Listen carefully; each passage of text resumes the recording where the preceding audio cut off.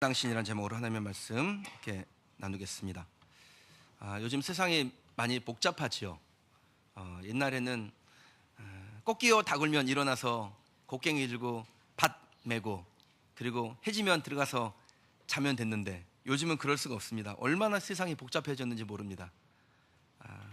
세상이 복잡해지면서 사람과 사람 사이의 관계가 그 어느 때보다도 중요해졌습니다. 예전에는 기술만 있으면 먹고 사는데 문제가 없었습니다. 근데 지금은요, 사람과의 관계에서 실패하면 딱 굶어 죽기 좋아요. 목회도 그렇습니다. 예전에는 정말 설교만 잘하고 기도만 열심히 하면 됩니다. 그게 성경에 나와 있어요. 베드로가 우리는 말씀과 기도에 전념하리라 딱 이거 붙들고 한 거거든요. 근데 지금은 안 돼요. 지금은 설교도 잘하고 신방도 잘하고 다 잘해야 되는데 그중에서 인간관계를 제일 잘해야 됩니다. 그래야 목회가 됩니다. 그래서 그럴까요? 하여튼 이런 사회적인 요구가 있어서 서점에 나가보면요, 좋은 자리에 있는 책들, 많이 팔리는 책들은 거의 다 인간관계를 어떻게 향상시킬 수 있는지에 대한 책들입니다. 이처럼 인간관계가 중요하게 부각이 되면서 주목받는 사람이 있는데 데일 카네기라는 사람이에요. 이 사람이 그 인간관계론이라는 책을 썼는데 이 책이 지금까지 무려 6천만 권이나 팔렸습니다. 제가 보니까 성경 다음으로 많이 팔린 책 같아요. 인간관계 분야에서는 금세기의 최고의 거장이라고 할 만한 사람입니다. 근데 이 데일 카네기가 이 인간관계론에서 말하고자 하는 핵심이 무엇이냐면 상대방을 존중하면 결국 내가 존중받게 된다라는 것입니다. 그리고 그렇게 서로가 존중하게 될 때 그 관계 안에서 공동체는 행복하게 된다라는 것이 그가 말하는 핵심입니다. 그러니까 상대방을 알고자 하고 그에게 관심을 가지면 나도 그에게 관심을 받게 되고 그의 마음의 문이 열려 또 내 마음의 문이 열려 서로가 서로를 소중히 여기는 행복한 공동체를 이룰 수 있다라는 것입니다. 저는 우리 교회가 그렇게 되길 주님의 이름으로 축원합니다. 분명히 여러분도 누군가에게 소중한 사람이 되고 싶으실 것입니다. 우리가 오늘 비슷한 찬양을 많이 했죠. 다들 그렇게 되길 원하실 거예요.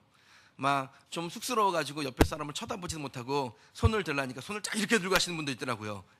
그런데 그 마음에는 나 누군가에게 관심 받고 싶고 나 누군가에게 사랑받고 싶다라는 것이 왜 없겠어요? 특히 남자들이요.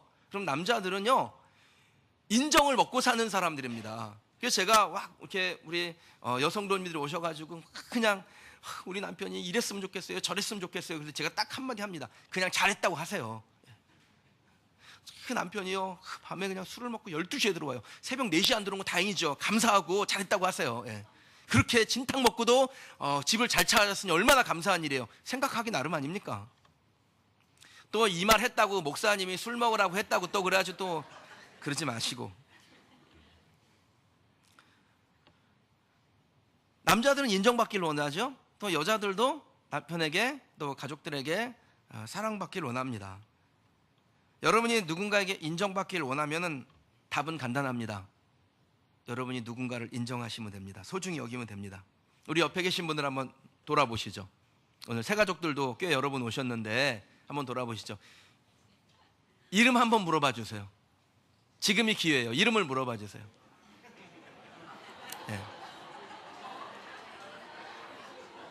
아니, 제가 물어버렸다고 남편의 이름을 물어보면 어떡합니까? 센스 있게 뒤에 사람을 물어보든가 해야지. 그러면 여러분들이 만나면 눈인사 하시고 손 잡아 주시고 여러분 곁에 있는 사람이 내게 소중한 사람이라는 것을 여러분이 인정하시는 우리 성도들이 되시길 주님의 이름으로 축원합니다. 우리가 친한 관계일수록 더 예의를 지키고 내게 소중한 사람이라는 것을 기억하는 우리 성도들이 되시길 원합니다. 여기에 부부끼리 앉으신 분들도 많은데 그럼 남편이 아내가 서로에게 어떤 존재입니까? 평생 왼수입니까? 그럼 평생 왼수로 대하면 그도 나를 평생 왼수로 대합니다. 근데 소중한 내 남편, 소중한 내 아내로 대하면 배우자끼리 서로 소중하게 여기는 줄 믿습니다. 제가 어저께 그 아내에게 선물을 하나 했는데요. 사실 제 아내가 오늘이 생일이에요. 그래서 제가 선물했는데 딱 5월 19일이 되는 그 순간에 축하해 주려고 안 자고 기다렸다가 자는 사람 깨워서 돈이 없어가지고 별건 못 해주고 티셔츠 2개 딱 선물해 줬어요. 그리고 그 티셔츠를 선물한 바구니에다가 케이스에다가 제가 제일 좋아하는 여배우 있잖아요. 이영애 사진을 딱 붙여놓고 그 옆에 제 아내의 사진을 딱 붙여놓고 당신은 이영애보다 예뻐 딱 이렇게 써놨어요. 이런 걸 자주 하니까 별로 감동이 안 되는 것 같은데 소중히 여기면 소중히 여김 받게 됩니다. 서로가 서로를 소중한 친구로 대하면 그 안에 행복함이 있을 수 있습니다. 저는 제가 그렇게 제 아내를, 우리 아이들을, 또 우리 성도들을 소중히 대하는 것을 함으로 인해서 그럼 그것이 여러분에게로 자연스럽게 흘러가고 여러분들도 여러분의 가정에서 또 일터에서 교회 안에서 서로가 서로를 소중히 여기는 모습이 가득해지길 주님의 이름으로 축원합니다. 상대방을 이겨먹으려고 하지 마시고요, 소중히 여기고 사랑으로 품는 공동체를 이루어 가십시오. 이미 여러분들은 그렇게 하고 있습니다. 누구에게 하고 있냐면 자녀들에게 그렇게 하고 있잖아요. 자녀들이 말도 안 되는 행동을 해도 그래 알았어 그리고 넘어가잖아요. 그런데 왜 그것을 교회에서는 못 하시고 왜 그것을 일터에서는 못 하시겠습니까? 당연히 하실 수 있지요. 소중히 여기는 마음이 있으면, 그리고 그 마음을 가지고 가정에서, 교회에서, 일터에서 만나는 사람들을 대하면 여러분 때문에 하나님께서 주시는 행복이 시작이 되고 또 행복한 공동체를 이루어가게 될 줄 저는 믿습니다. 소중히 여기는 마음 가지고 서로 이겨먹으러 가지 마시고요, 특별히 그럼 논쟁은 하지 마세요. 진짜 이거는 무익한 거예요. 성경은 쓸데없는 논쟁에서 다툼이 난다고 했습니다. 어리석고 무식한 변론을 벌이라, 이에서 다툼이 나는 줄 알미라. 싸워보니까 그 싸움을 통해서 이겨봤더니 남는 게 다툼밖에 없더라. 그런데 야고보 사도는 이렇게 말해요. 다툼이 있는 곳엔 혼란과 모든 악한 일이 있음이라. 그러니까 이겨먹으려고 논쟁했잖아요. 그 논쟁을 통해서 만들어진 건 무엇이냐면 승리감이 아니라 다툼이고, 그 다툼이 있은 다음에 거기서 나오는 것은 혼란과 악한 일이라고 성경은 말씀합니다. 말싸움에서 남는 것은 상처와 불신입니다. 말싸움이 날 것 같으면 어떻게 하는 것이 좋을까요? 슬쩍 피하는 거예요. 이건 데일 카네기도 똑같은 말을 합니다. 논쟁에서 이기는 방법은 논쟁을 피하는 것뿐이라고 했습니다. 그렇게 서로를 소중히 여기는 관계를 만들고 그런 사람들이 모여있는 교회 공동체를 형성하게 되면 우리 교회를 찾아오는 사람들에게 우리 교회가 소망을 주는 교회가 될 수 있을 줄 믿습니다. 제가 요즘 교회를 위해서 기도하는 것 중에 하나는 교회의 정서를 위한 기도입니다. 교회는 교회마다 각각의 정서가 있어요. 그걸 분위기라고 하죠. 어떤 영적인 분위기가 있는데 그 영적인 분위기를 지켜나가야 되는 것에 대해서 기도로 준비하고 있어요. 우리가 성전 건축을 끝내고 또 새로운 곳으로 가면 거기에 많은 사람들이 오게 될 겁니다. 그건 필연적인 일이죠. 그런데 그렇게 오게 될 때 그 사람들이 자기들이 가지고 있는 옛 습관들과 인간적인 생각들을 가지고 올 텐데, 교회의 정서가, 영적으로 흐르는 강력한 분위기가 서로 존중히 여기고 사랑하며 서로를 배려하고 인정하는 공동체가 되잖아요. 그러면 자연스럽게 거기에 동화가 됩니다. 그런데 그 정서가 없으면은 무엇이든지 악한 것이든 좋은 것이든 새로운 것이든 거기에 영향을 받게 되어 있어요. 저는 우리 교회 안에 확실한 영적인 정서, 우리가 하나님을 사랑하고 또 형제된 우리 지체들을 서로 사랑하는 그 영적인 정서가 있어서 누가 오더라도, 그들이 과거에 어떤 삶의 태도를 가지고 있었더라도 그들이 들어와서 우리 교회 안에 있는 이 정서에 동화되고 또 하나님 나라를 향해서 함께 가는 믿음의 공동체를 이루기를 주님의 이름으로 축원합니다. 거듭나지 않은 그리스도인들이 교회에 많이 있는 것은 교회의 재앙이에요. 사람들이 많다고 중요한 것이 아니라 거듭나지 못한 사람들이 많아지고 성경에서 말씀하고 있는 그 영적인 거룩한 정서에 동의하지 않는 사람들이 많아지는 것은 교회의 행복이 아니라 교회의 재앙입니다. 우리 교회에 오는 사람들마다 거룩한 정서에 동의하고 주님에게로 마음을 쏟고 서로 사랑하는 믿음의 공동체를 이루는 우리 교회가 되기를 주님의 이름으로 축원합니다. 그것을 위해서 저와 여러분들이 오늘 이 말씀을 듣는 것이고 새로운 결단을 하는 것이죠. 자, 우리가 서로 소중히 여기는 사람이 되고 그런 공동체를 만들기 위해서 우리가 무엇을 해야 될까요? 먼저는 누구를 만나더라도 어떤 사람을 대하더라도 인격과 예의를 갖추는 여러분이 되시기를 원합니다. 8절에서 10절 말씀 같이 한번 좀 읽어보실게요. 읽겠습니다.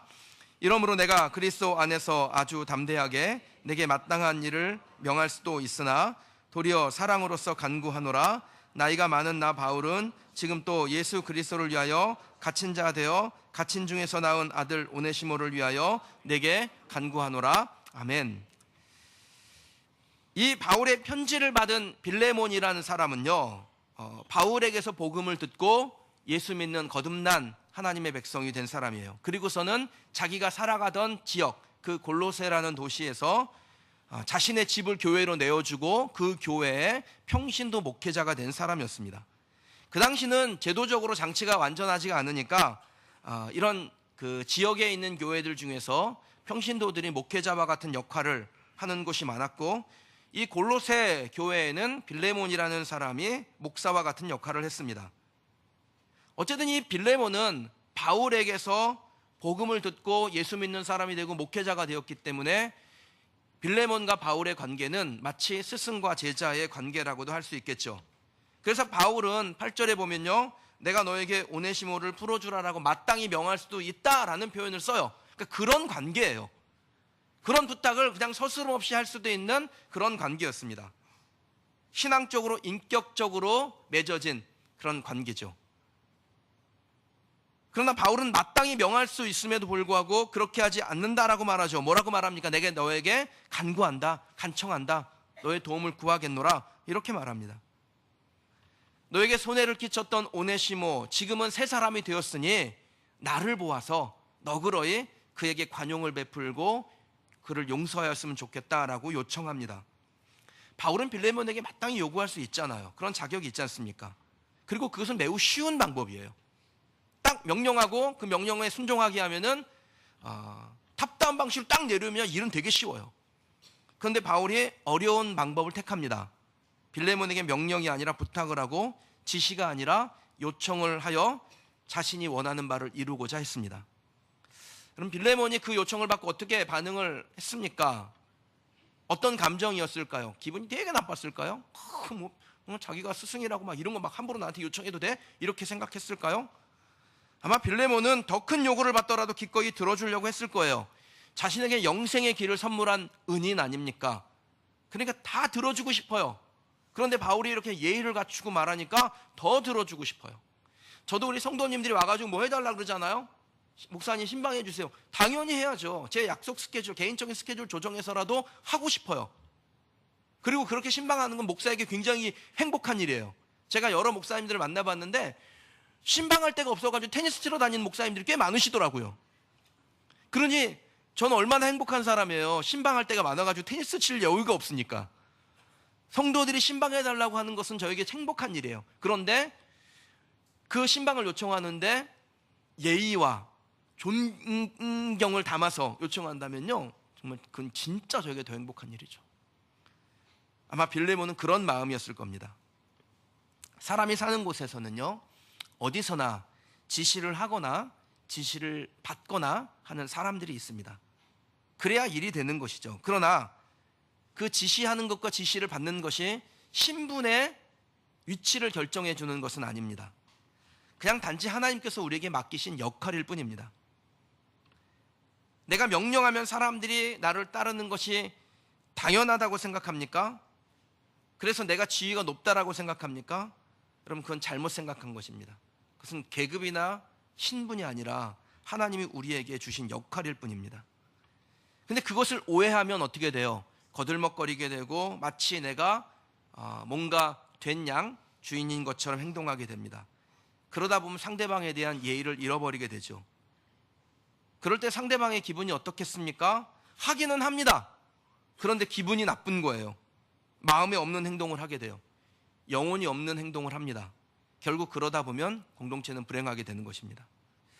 지시를 받는 사람도 그분의 신분이 낮은 거 아닙니다. 하나님이 돕는 역할을 주신 거예요. 하나님께서 세우신 사람이 있고 그 세우신 사람을 통해서 하나님의 일을 할 때 내가 옆에서 그를 돕는다라는 겁니다. 그렇게 돕는 사람이 될 때 하나님께서 그 사람에게 복을 주세요. 제가 성경에서 정말 제대로 도와가지고 제대로 복을 받은 사람을 두 사람 보는데, 한 사람은 아론이라는 사람입니다. 또 한 사람은 훌이라는 사람이에요. 이스라엘 백성들이 가나안으로 가기 위해서 그 광야의 여정을 걷는 중에 르비딤 골짜기에서 아말렉이라는 족속에게 침략을 받습니다. 이스라엘 백성들은 전투를 해본 적이 없는 사람들이에요. 기껏해야 무기를 해봐야 뭐 곡괭이, 삽 이런 거 들고 있었겠지요. 그런데 그 아말렉 족속은 유목민족으로 매우 호전적이었습니다. 그런데요, 그 아말렉 족속과 싸우기 위해서 여호수아가 어떤 군대를 만들어서 나가서 싸우는데, 이건 상대가 안 되는 게임이에요. 그래서 모세가 하나님 앞에 매달려야 되겠다 생각하고 산 꼭대기로 올라가 손을 들고 기도하는데, 어떻게 사람이 손을 계속 들 수 있어요? 손을 들면 이스라엘 백성들이 이기는 건 알지만 손을 들 수가 없어요, 힘이 들어서. 그때 돌을 가져다가 모세를 앉히고 한 사람은 오른편에서 한 사람은 왼편에서 그의 팔을 들어줍니다. 그 팔을 들어주는 돕는 일을 했던 사람이 한쪽은 아론, 한쪽은 훌이에요. 그리고 그 아론을 위해서는 하나님께서 후손들에게 성전을 섬기는 제사장의 직분을, 훌의 자손들에게는 성막을 짓는 건축가의 성전을 건축하는 그 영광의 기쁨을 허락하여 주세요. 돕는 사람들에게 주시는 은혜더라고요. 내가 누군가를 돕는 일을 하고 있습니까? 교회의 덕을 위하여, 하나님의 영광을 위하여 그 일을 잘 하시면 하나님께서 그것을 귀히 여기십니다. 저도 성도들의 지시를 받을 수 있습니다. 그런 역할을 받은 분이 교회의 유익을 위해서 그렇게 지시할 수 있죠. 그 지시를 받으면 주님의 기쁨이 되고 또 교회의 덕을 위하여 제 맡은 일을 열심히 하면 됩니다. 저는 종종 제가 생생하게 들었던 이야기를 자주 생각을 합니다. 또 그런 상황이 될 때 그때 일들을 자꾸 떠올려요. 그러면서 나 자신을 수양하고 또 깨달은 대로 해보려고 노력을 합니다. 제가 오늘 여기에 있을 수 있고 또 우리 교회를 시작할 수 있도록 도우셨던 목회자가 계시죠. 우리 김인중 목사님이신데, 제가 지난 올 연초에 목사님이 4년 만에 우리 교회 처음으로 오셔서 말씀을 전하셨어요. 그러니까 무슨 뭐 행사가 있어서 와서 설교하는 거는 몇 번 하셨어도 우리 교회 성도들 전체를 대상으로 설교를 하신 것은 이번 부흥회가 처음이었습니다. 근데 오셔가지고 이렇게 말씀을 전하고 사람들을 만나고 하는데, 제가 뭘 느꼈냐면 참 그때 기분이 좋았었는데요. 우리 교회는 뭐 동산교회에서 오신 분들도 있고 또 그렇지 않은 분들도 있어요. 그러니까 뭐 지금 그 개척 멤버들보다는 그렇지 않으신 분들이 훨씬 더 이제 숫자가 많아지신 것 같아요. 그런데 이렇게 대할 때 보니까 김인중 목사님을 마치 우리 교회 원로 목사님인 것처럼 아주 자연스럽게 원로 목사님 이렇게 부르더라고요. 그래서 꼭 우리 성도들이 김인중 목사님을 좀 우리 교회의 큰 어른으로 대하는 것 같구나. 그래서 참 좋은 마음이었습니다. 여러분, 그런 마음을 계속해서 좀 품으시면 좋겠습니다. 우리 교회를 위해서 지금도 기도하시는 분이시고 그냥 불쑥불쑥 얼마 전에도 한 2주일 전에도 전화가 왔어요. 안산에 왔는데, 교회에 왔는데 좀 올 수 있겠냐고 와가지고 둘러보시고 그냥 간절하게 그 마당에서 얼마나 기도를 하시는지요, 세게 기도하시는지. 제가 목사님 가까이 이렇게 붙어서 기도를 안 합니다. 침이 막 튀겨가지고요.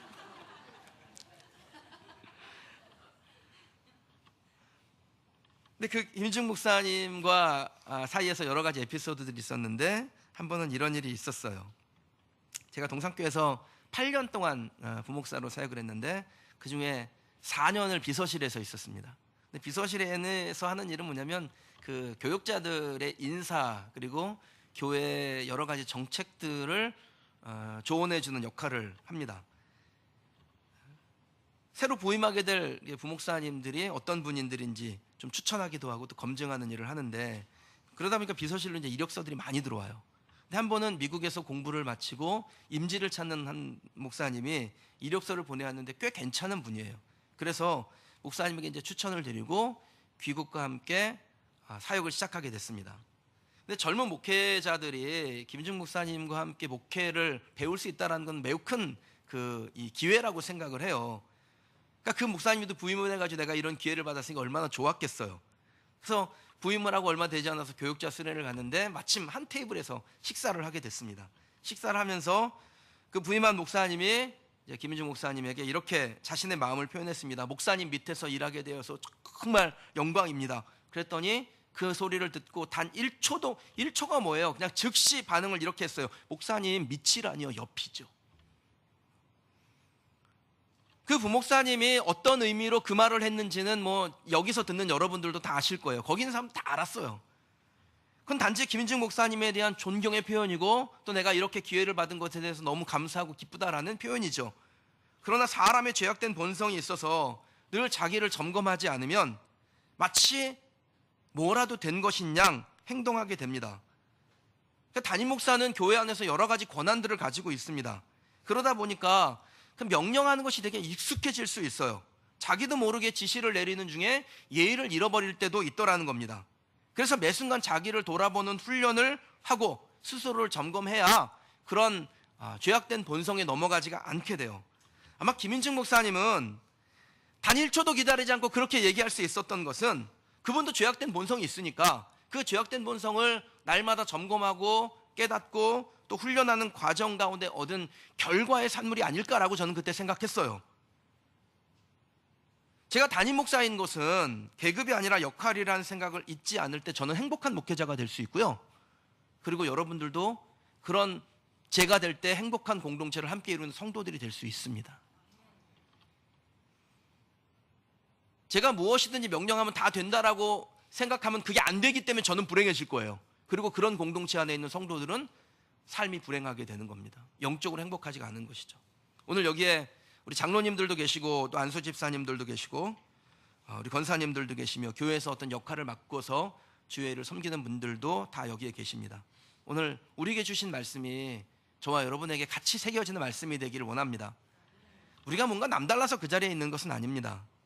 먼저 하나님의 부르심이고 또 성도들이 우리를 선택하여서 교회를 잘 섬겨달라고 우리에게 그 역할을 맡겨준 것이죠. 그러니까 그것을 잊으시면 안 되는 거예요. 때로는 역할상 지시를 해야 될 때도 있습니다. 그리고 그 지시를 받는 분도 이 안에 있을 수 있습니다. 그때 그 관계 안에서 일어나는 것이 무엇이어야 되냐면 예의예요. 존귀히 여기는 마음이 있어야 합니다. 그래야 우리를 부르신 하나님 앞에 우리가 합당한 사람이 되고 또 그런 공동체가 행복한 공동체가 될 수 있을 줄 믿습니다. 저와 여러분이 하나님의 자녀라면 우리는 하나님을 닮아야 합니다. 자녀가 아버지를 닮지 않으면 이상한 거잖아요. 근데 성경이 하나님에 대해서 뭐라고 말씀하시냐면 하나님은 사랑이시라 라고 말합니다. 그리고 사랑은 고린도전서에 보면 사랑은 무례히 행치 않는다 라고 말씀하죠. 고로 하나님은 무례히 행치 않는다. 이게 딱 맞는 거예요. 하나님은 사랑이시라 사랑은 무례히 행치 않는다. 고로 하나님은 무례히 행치 않는다. 우리가 하나님의 자녀로 하나님을 닮았다면 그럼 우리는 무례히 행하면 안 돼요. 우리가 하나님을 닮았는데 하나님처럼 해야죠. 근데 하나님은 사랑이시고 사랑은 무례히 행하지 아니하시니까 고로 하나님은 무례히 행하지 아니하시니까 하나님을 닮은 우리는 누구에게라도 무례히 행하는 것이 온당치 않습니다. 저와 여러분들이 누구를 대하든 인격적이고 예의 바르고 배려하는 태도를 품는 할 수 있는 한 예의를 다하는 저와 여러분들이 되시길 주님의 이름으로 축원합니다. 그러면 안 되는 일도 되고 평화가 찾아옵니다. 예의란 것은 상대방을 배려하는 마음을 담아서 그것을 행동으로 표현하는 것이죠. 남을 배려하고 다른 사람의 입장에서 생각해 줄 아는 그 역지사지의 마음이 상대방의 마음을 감동하고 그리고 신뢰를 불어일으킵니다. 그리고 그런 사람들이 모여있는 공동체가 행복해요. 저는 우리 교회 그렇게 되길 원합니다. 그것이 우리 교회의 정서가 되길 원합니다. 저는 교회야말로 진짜 행복한 곳이어야 된다라고 확신합니다. 제 논리는 이래요. 우리가 예수님 만나면 행복해야 하네요. 여러분 예수님 만나셨습니까? 아멘입니까? 예수님 만나면 행복해야 됩니까? 안 해야 됩니까? 행복해야 되죠. 자, 예수님을 만난 사람들이, 여러분 예수님을 다 만났어요? 예수님 만나서 행복한 사람들이에요? 행복한 사람들이 이곳에 다 모여 있습니다. 근데 그 행복한 사람들이 모여 있는데 행복하지가 않아요? 그럼 그 이상한 거죠. 그거야말로 진짜 이상한 일이죠. 우리가 예수님을 만나서 행복하다면, 그리고 예수님을 만난 사람을 우리가 만났다면 우리는 행복해야 합니다. 그런데 예수님이 계셔도 우리가 서로에게 예의를 갖추지 않으면 재미가 없어져요. 거기에 안 있고 싶어요. 아무리 징수성찬을 차려놨어도 그 음식을 먹고 싶은 마음이 안 들어요. 빨리 일어나고 싶어요. 누구라도 예의가 없는 사람과는 그 자리에 머물러 있고 싶지 않아 합니다. 저는 개인적으로 식사 자리에 초대받을 때가 많은데요. 그러면 성도들이 물어보곤 합니다. 목사님 혹시 좋아하는 음식은 뭐예요? 이렇게 물어봐요. 그럼 제가 그때 옛날에 순진해가지고 제가 제정신이 아니었나 봐요.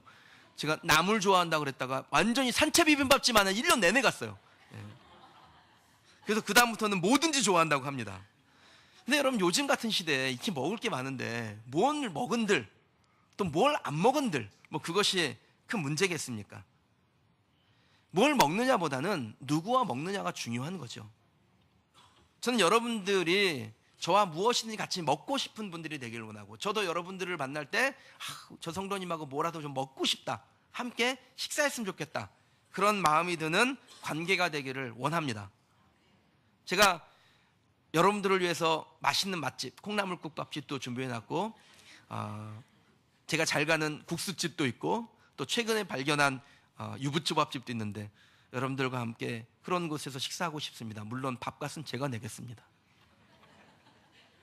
싸거든요. 서로가 서로에게 인격을 갖추고 예의를 다할 때는 진짜 국수를 끓여 먹어도 행복한 것이죠. 저와 여러분들이 우리 교회를 이루어가면서 또 새로운 곳에서 새로운 사람들을 만날 때 정말 그린시티 교회 사람들은 너무 반듯하고 예의 있고 또 따뜻하고 사랑이 넘치는 분들이시구나, 그렇게 우리를 만나는 분들이 그런 마음이 되기를, 오늘 또 여기에 오신 새 가족들이 오늘 이날 우리 교회를 방문해서 함께 예배하고 또 식사하는 동안에 이 교회가 참 따뜻한 교회구나, 그게 이 교회 안에 흐르는 영적인 정서구나, 이 교회 안에 참 예의가 있구나 라는 것을 발견하는 그런 날이 되기를, 또 우리 공동체가 그렇게 되기를 주님의 이름으로 축원합니다. 서로를 소중하게 여기는 사람이 되고 그러한 공동체를 세우기 위해서 우리가 무엇을 하면 될까요? 번째는 인격과 예의를 갖추어 서로를 대하는 것입니다. 두 번째는요, 가족으로 생각하세요. 우리 가족이다라고 생각하세요. 10절 말씀 한번 읽어보실게요. 읽겠습니다. 갇힌 중에 낳은 아들 오네시모를 위하여 내게 간구하노라. 아멘. 바울이 오네시모를 향해 뭐라고 표현하냐면 내 아들이라는 표현을 해요. 바울은 이 빌레몬서를 쓸 때 로마의 그 감옥에 갇혀 있는 상태였습니다.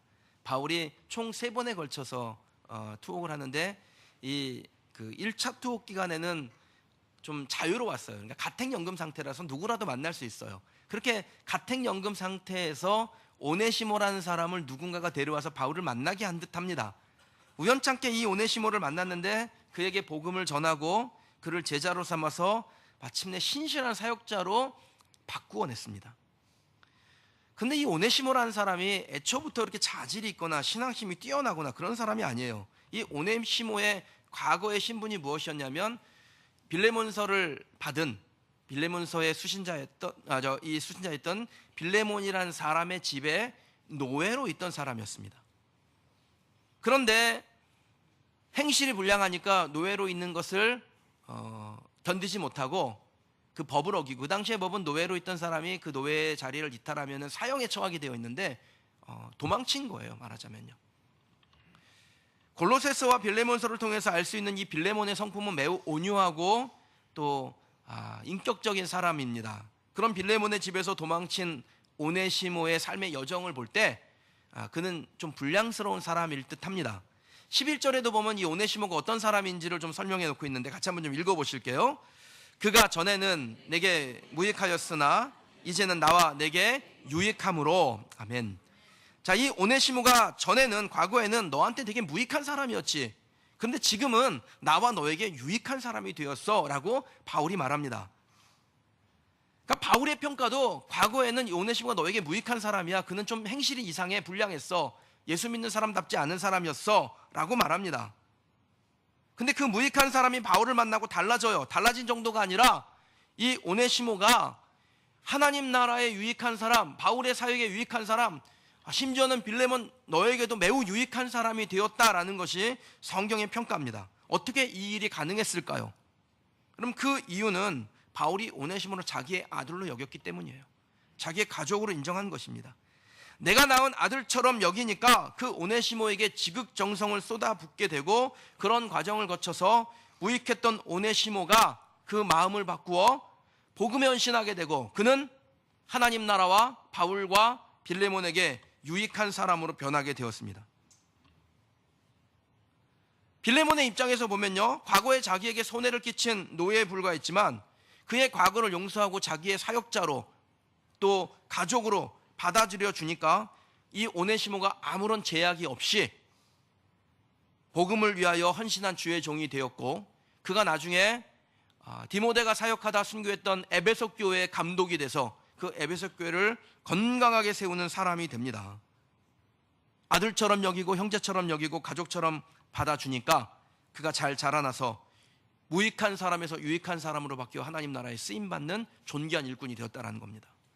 사랑하는 성도 여러분, 여러분 가족 중에서나 혹은 친족 중에서나 교회에서든지 여러분의 일터에서든지 저 사람은 진짜 답이 안 나와, 이해가 안 돼, 무익해 라고 생각하는 사람이 있습니까?